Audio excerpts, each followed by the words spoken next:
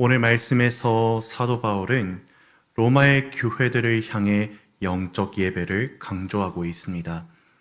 영적 예배란 무엇을 말하는 것입니까?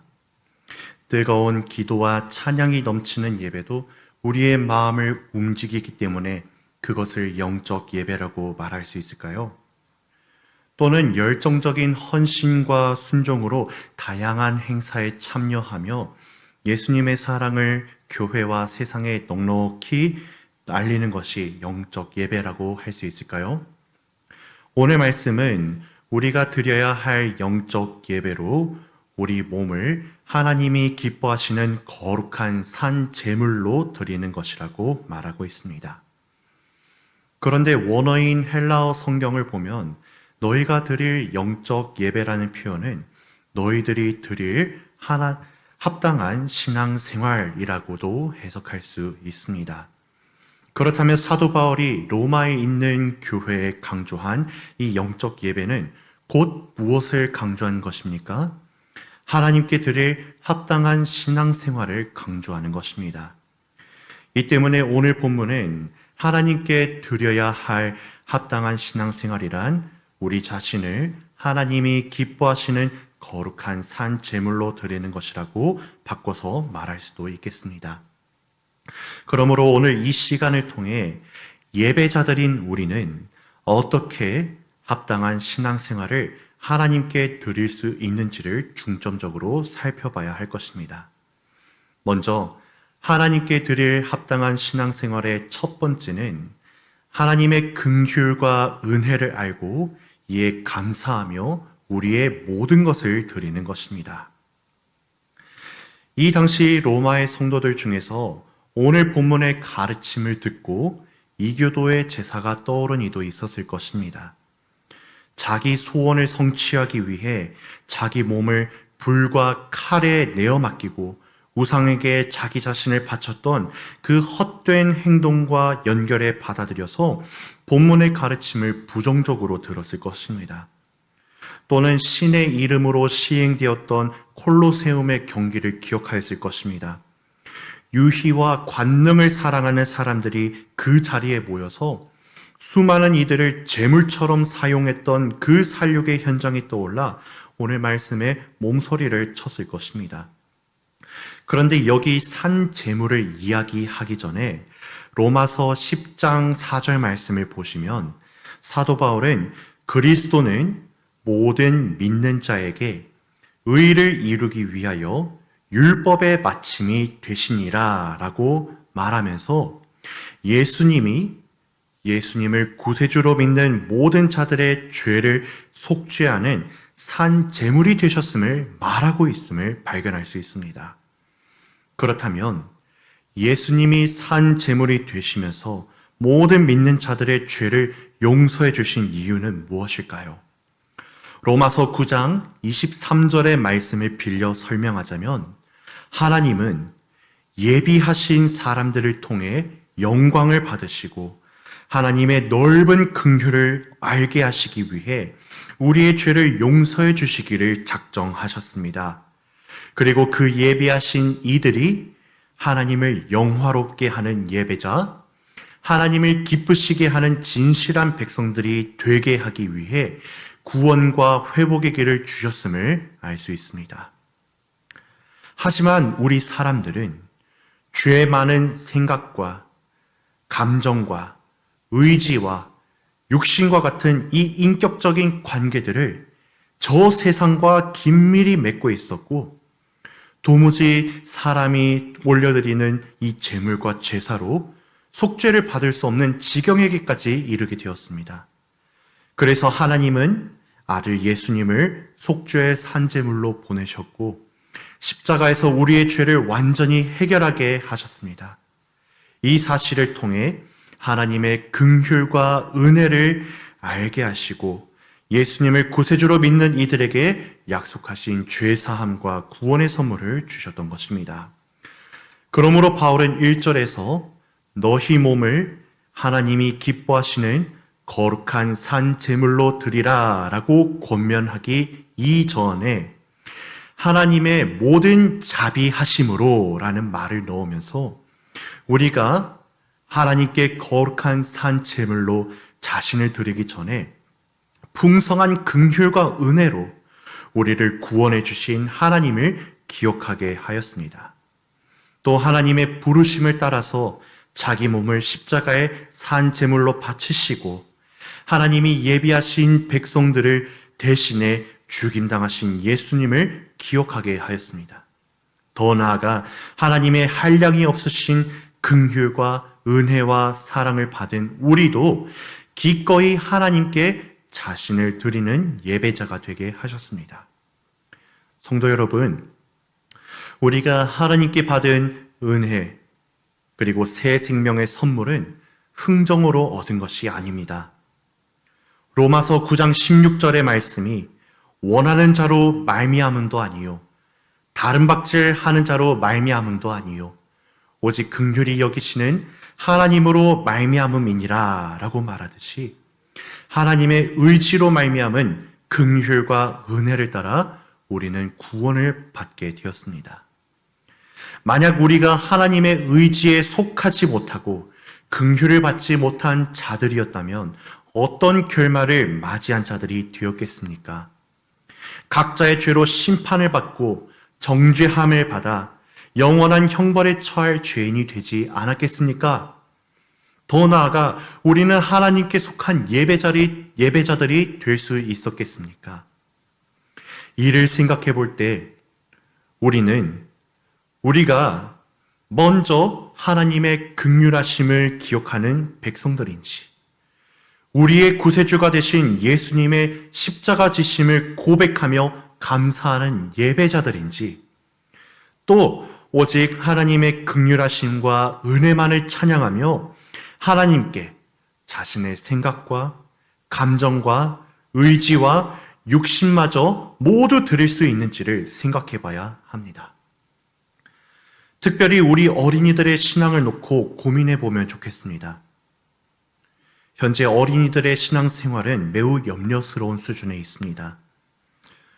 오키데이터 연구소의 연구에 따르면 교회를 다니는 어린이들 중에서 기도와 묵상 생활을 하지 않는 어린이들이 약 30%에 달한다고 합니다. 굳이 기독교인들의 삶을 실천해 보려고 시도하지 않는 어린이들도 80%에 달한다고 합니다. 예배 활동의 대부분의 이유는 친구와의 교제가 되었고 교사와 담당자와 굳이 친해질 이유가 없기 때문에 연락의 거리를 두는 어린이들도 37%에 달한다고 합니다. 요즘 어린이들의 신앙 문제는 신앙의 필요성을 느끼지 못하고 해야 할 이유를 공감하지 않기 때문에 발생하는 것이라고 말할 수 있습니다. 그런데 어린이들의 신앙 형성과 예배 쇠퇴의 원인을 그저 필요성과 공감 때문이라고 말할 수 있을까요? 만약에 어린이들이 하나님께서 주신 은혜와 긍휼을 성령을 통해 경험하고 이를 깨닫고 알게 되었다면 이러한 문제가 발생하였을까요? 물론 미숙한 어린이들이라 우리가 기대하는 것만큼 원만한 신앙생활을 쭉 이어가기는 힘들 것입니다. 하지만 어린이들이 하나님께서 창조 전부터 선택하여 주셨던 은혜를 알게 되고 구주 예수님의 십자가 지심의 사랑을 체험하였다면 이들의 신앙은 필요와 공감 때문에 하는 것이 아니라 하나님께 감사함으로 감격함으로 신앙생활을 할 수 있을 것입니다. 시편 103편 말씀을 보시면 다윗은 내 속에 있는 것들아 다 그의 이름을 송축하라 라고 말하며 하나님을 경배합니다. 왜냐하면 다윗은 하나님이 주신 모든 은택들을 기억하였을 때 내 속에 있는 것들이 하나님을 찬양할 수밖에 없음을 알았기 때문입니다. 그리고 3절부터 하나님이 주셨던 은택들을 나열합니다.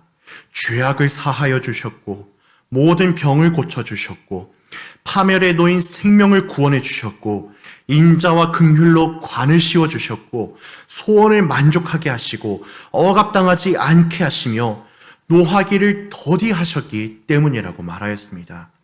그리고 그는 시편 103편 17절에서 말합니다. 여호와의 인자하심은 자기를 경외하는 자에게 영원부터 영원까지 이르며 그의 의는 자손의 자손에게 이르리니 곧 그의 언약을 지키고 그의 법도를 기억하여 행하는 자에게로다 라고 말하였습니다. 다윗은 하나님이 주신 모든 은택들을 기억하며 하나님을 송축하며 하나님께 감사함으로 신앙생활을 한 결과 하나님의 인자하심을 누릴 수 있었다고 고백합니다. 그의 인자하심을 나의 자손의 자손까지도 미치게 될 것이라며 믿음으로 고백할 수 있었습니다.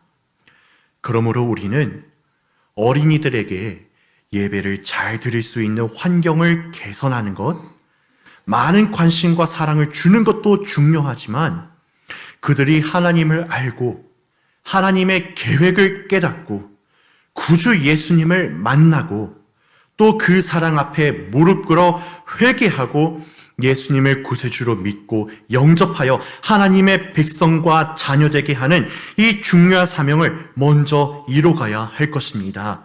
그렇다면 우리 어린이들이 한 예배를 드려도 헛된 예배를 드리지 않게 될 것입니다. 신앙생활도 필요와 공감 때문에 하는 것이 아니라 감사함으로 하나님께 드리는 신앙생활을 살아가게 될 것입니다. 이로써 하나님의 끊임없는 은택 속에서 참된 예배자들의 길을 걸어갈 수 있게 될 것입니다. 성도 여러분, 어린이들의 신앙 형성을 위해 그리고 여러분들의 예배 회복을 위해 하나님께 감사할 수 있는 또한 하나님의 은혜를 기억하는 예배자들이 되어주시기 바랍니다. 그리고 여러분들의 신앙적인 모범을 어린이들 앞에서 그리고 성숙하지 못한 신앙인들 앞에서 꼭 보여주시기 바랍니다. 하나님의 은혜와 인자를 어린이들과 그 성도들이 보게 되며 그들도 하나님의 은혜를 간절히 바라며 하나님께 돌아오는 백성들이 될 것입니다. 이로써 의를 이루시는 하나님이 우리 교회 가운데 역사하시며 수많은 생명들을 살려주실 줄 믿으시기 바랍니다.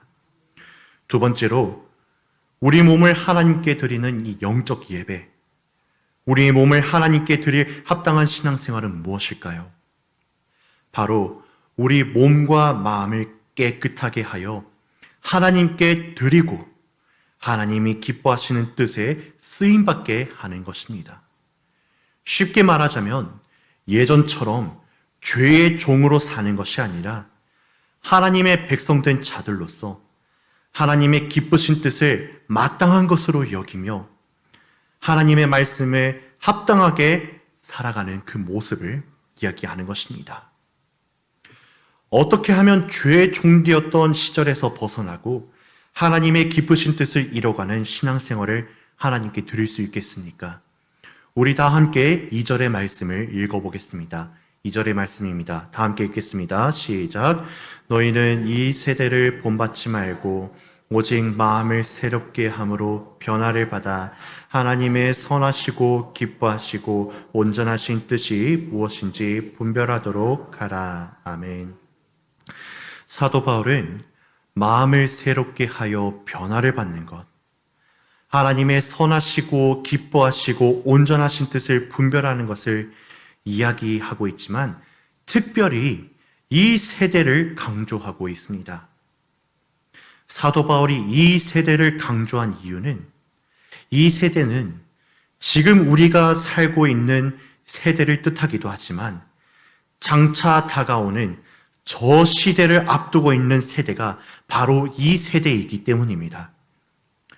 이 세대는 악한 시대의 끝을 고하고 의의 심판을 받을 저 시대를 앞두고 있는 세대이며 지금 어떻게 살아야 할지 고민하고 결정을 내려야 하는 급박한 시기를 뜻합니다. 하나님께서 의로 죄를 다스리고 심판하신 날이 한 걸음씩 다가오고 있습니다. 그 날을 피할 수 있는 사람은 아무도 없고 그 날에 하나님의 결정을 번복할 수 있는 사람도 없습니다. 그날에는 오직 하나님의 예정하심 가운데 속하고 하나님이 보내신 아들을 구세주로 믿고 영접한 이들만 건짐을 받을 수 있습니다.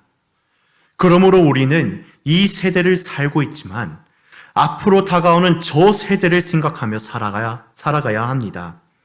그날까지 하나님의 의에 속하기 위해 하나님의 선하시고 기뻐하시고 온전하신 뜻을 분별할 수 있는 이들이 되어야 합니다. 특별히 이런 신앙생활은 하나님이 모든 세대에 거쳐 모든 백성에게 가르쳐 주신 뜻이 있습니다. 레위기 18장 3절부터 5절까지의 말씀을 보시기 바랍니다.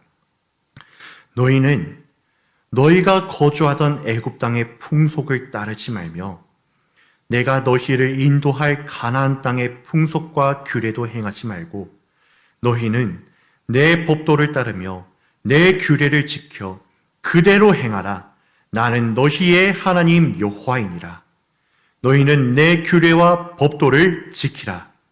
사람이 이를 행하면 그로 말미암아 살리라. 나는 여호와이니라 라고 말하셨습니다. 하나님께서는 하나님의 기쁘신 뜻이 바로 말씀에 순종하는 것, 그 법도를 지키며 하나님을 경외하는 것에 있음을 알게 하여 주셨습니다. 이로써 하나님의 백성들이 하나님의 왕되심을 인정하고 그의 다스림 가운데 속할 때 생명이 살게 되는 것을 깨닫게 하여 주셨습니다. 성도 여러분, 우리는 이 세대에 너무 마음을 쏟은 결과 장차 다가올 세대를 보지 못하고 하나님이 그날에 하실 일을 기억하지 못하고 있지 않습니까? 지금 우리의 삶은 하나님의 선하시고 기뻐하시고 온전하신 뜻을 따라 하나님을 주로 섬기며 살아가고 있습니까? 하나님의 백성들이 아닌 것처럼 살고 있지 않습니까? 하나님의 법도와 말씀을 어기며 살고 있지 않습니까? 우리는 변화된 그리스도인으로서 하나님께 합당한 신앙생활을 드리지 못하고 변화받기 전에 죄인과 같이 하나님의 기뻐하지 않는 일을 범하는 자들이 되었음을 인정해야 합니다. 이 모습은 우리의 예배를 통해서도 드러나게 되었습니다. 하나님을 향한 감사와 영광과 찬양이 사라지고 말았습니다. 외형만 남은 예배가 되어버렸습니다. 서로를 향한 사랑과 우애와 친절은 없고 욕심과 목적만 남은 예배가 되어버렸습니다. 영혼을 위하지 않고 인기와 번영을 위한 예배가 되었습니다.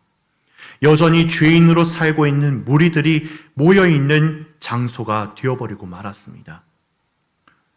부끄럽게도 저도 저 자신을 하나님께 온전히 드리지 못하였을 때 하나님 앞에서 세상의 사람들처럼 살아왔던 적이 있습니다. 그때 저에게 예배는 보이는 것이 중요했고 들리는 것이 중요했고 나의 목적을 이루는 것이 중요했고 그것을 수단으로 삼는 것에 열심을 내었습니다. 대학생이 되어서는 조금은 그런 모습에서 벗어날 수 있었어도 여전히 전의 모습에서 크게 떠나지 못하였습니다.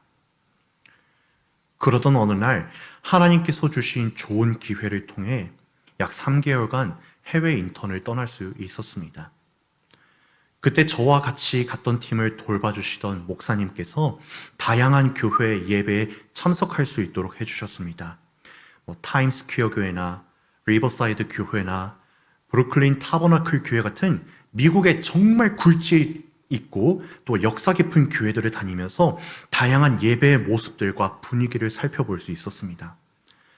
이때 저는 각 교회에 드려지는 이 예배의 외형적인 모습을 보며 정말 다양한 생각을 했습니다.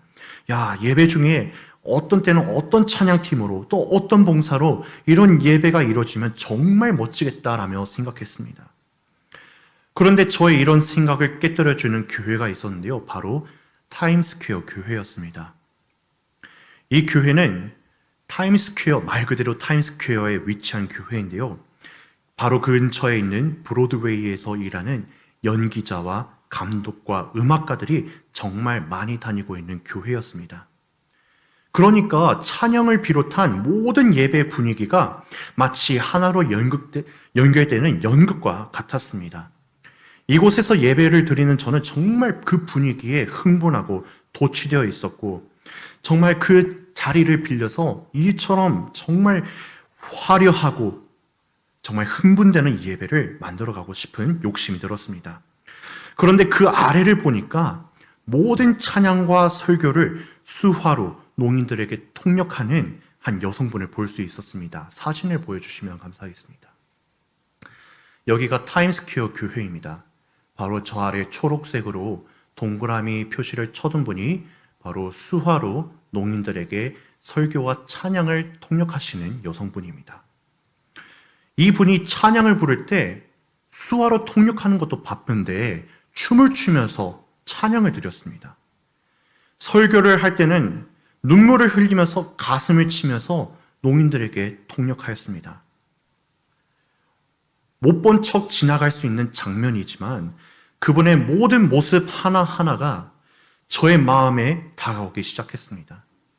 그리고 차근히 생각해 보니 예배는 외형으로 드리는 것과 또 보이는 것과 사람의 목적을 위하여서 세워지는 것이 아니라 저분처럼 하나님의 무한하신 은혜에 감동이 있고 감사가 있어 그것을 전달하고 또 다 함께 하나님께 찬양하고 영광 올려드릴 수 있는 변화의 주도를 이끌어야 하고 다음 한 주도 그러한 삶을 하나님께 맡겨드리며 결단하게 해야 하는 것임을 알게 되었습니다. 성도 여러분, 우리가 그리스도 예수로 말미암아 세상의 종에서 벗어나 하나님의 백성과 자녀가 되는 은혜를 누리고 있다면 우리의 삶의 모습도 전과 달라야 합니다. 우리를 한량없는 은혜와 긍휼로 구원해 주신 하나님의 기쁘신 뜻을 생각할 줄 알아야 되고 그런 삶을 살아야 하고 또 그와 같이 하나님께 온전한 영광을 올려드리는 예배를 분위기를 형성해 나가야 합니다. 더 나아가 하나님께서 나에게 주신 은혜와 긍휼에 감사하는 이러한 합당한 신앙생활과 예배를 드려야 합니다. 나의 안에서 살아 역사하시는 하나님이 내게 주신 감사와 기쁨을 증거할 수 있는 예배를 드려야 합니다. 또 나의 섬김과 봉사를 통해서 서로에게 도움이 되고 믿음의 확신을 더해주며 하나님께 영광이 되는 그런 신앙생활과 예배를 만들어가야 합니다.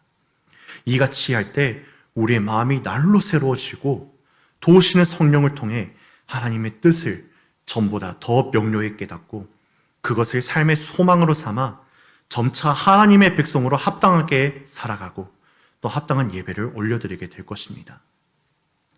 말씀을 정리하도록 하겠습니다. 하나님의 자비와 긍휼로 우리의 삶은 사망과 죄 중에서 건짐을 받고 하나님의 백성들이 되었습니다. 그리고 하나님과 맺은 관계로 인해 우리는 하나님이 기쁘신 뜻을 합당히 여기며 살고 또 그 하나님께 받은 은혜를 증거하는 예배, 또 하나님의 사랑을 나누는 예배, 그리고 믿음으로 다음 한 주도 결단하는 예배자들이 되었습니다. 이제는 이처럼 하나님만 높이는 영적 예배, 그리고 합당한 신앙생활을 살아가시기 바랍니다. 하나님의 기쁨이 되는 우리가 되시기 바랍니다. 하나님의 기쁨이 되는 예배를 회복합시다. 이로써 어린이들과 우리들, 그리고 우리 교회가 바르게 서도록 힘을 다하는 우리 모든 성도 여러분 다 되시기 바랍니다.